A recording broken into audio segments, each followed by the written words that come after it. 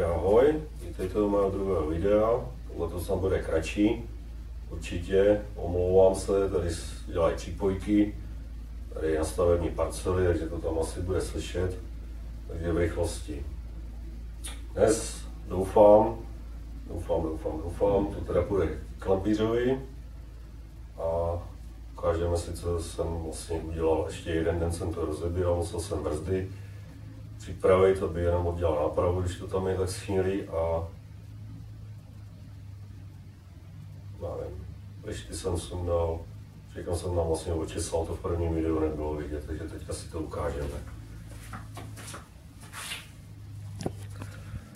Takže tady jsem sundal lišty, vlastně nárazník světla, jo, tady světla. Se podíváme do kufru, nevím, jestli tam bude vidět a vidět tam není a já nemám po ruce přenosku. Chyba lávky, na to se nedívejte, na ten nepořádek, já už ty díly nemám kam dávat. Tak, tamhle to je schnilý, tady to je takhle, tady už mám koupený nový díly. Už mám připravenou nádrž, protože s tím budu muset najít na odtahovku, pokud se zadaří. Tak, teď to je vidět, to je krásně ruplý. Tak, tadyhle jsem musel koupit držák panhardský tyče,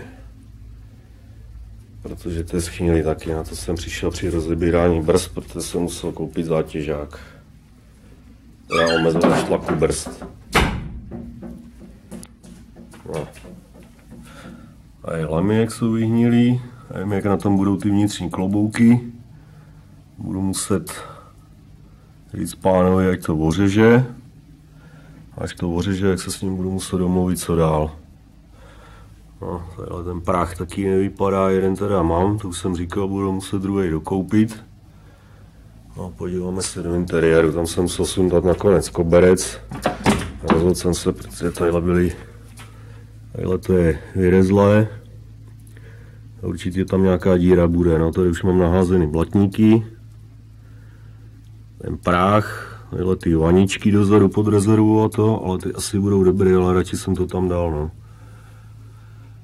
Takhle jsem to tady takhle pěkně vykuchal. Zůstala tady řidičová sedačka. Tamhle je praskový držák. Koukal jsem někde na Slovensku, asi 350 Kč stojí na naše.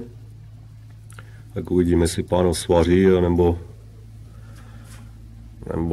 jestli koupím novej. Tak, no tady vepředu asi se nic dělat nebude, tady jsem sundal stěrače, protože tady je bublina. Nevím, jestli to torpédo nebude v háji. Jo, a tady, no, už tady viděl od zářivek, tady už je taky res. Já už jsem to opravoval před těma 10 lety, co se dělal předek. Celý jsem to tam opravoval a vylezlo to znova, takže nevím, jestli to torpédo nebude chycený, nebo jestli to bude stačit jenom vybrousit, no uvidím, co mě pán na to řekne, jestli se mu bude chtít sundat v okno, protože minulý klampíř ten z toho měl vždycky hrůzu, rozřezal gumu a řekl, že z nový gumy, že to dělat nechce, že to je něco otřesného.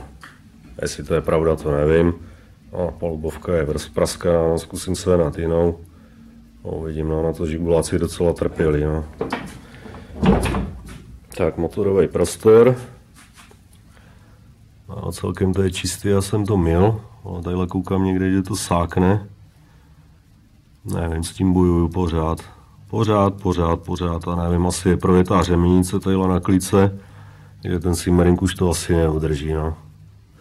Dával jsem těsnění, to vyráběli v Meraku ve Zlíně, dal jsem to nejsilnější a nevím, jestli to teče vanou, a spíš Simmerinkama, nevím. A občas to asi budu muset umýt. No.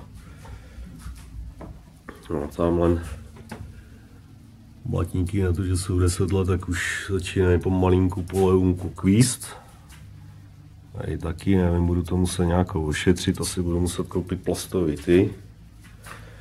Ale co vám řeknu, pro co jsem se rozhodl, že zkusím se na tadyhle originál blikny, budu muset vyvrtat tadyhle ty díry, co mě zavařil. A tady nad kolo vrátím ty chromované lišty. Bohužel našel jsem jenom 3, jedna mě chybí a nemám lištu Prahu, tu budu muset sehnat.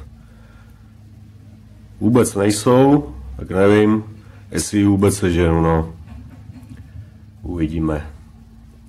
No teď pro dnešní video docela vše. A já se ozvu asi po vývářce. Tak zatím ahoj.